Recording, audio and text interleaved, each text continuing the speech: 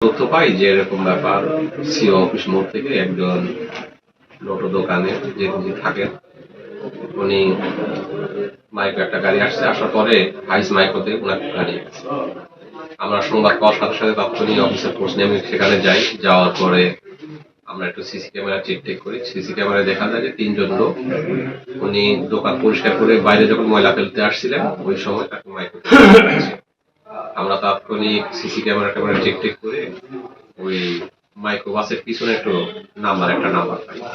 সেই নাম্বারটা আমরা বিভিন্ন জায়গাতে অনুসন্ধান করে আমরা গাড়ির মালিকের সন্ধান পাই এবং ওনার সাথে যোগাযোগ করে গাড়িটি সঙ্গে সঙ্গে লক করে দেওয়ার পরে গাড়ির আমরা লোকেশন পাই। সেই গাড়িটি আদমদিঘি থানাধীন কোমরপুর রোডে আছে। আমরা তাৎক্ষণিক সেখানে গাড়ির কাছে যাই।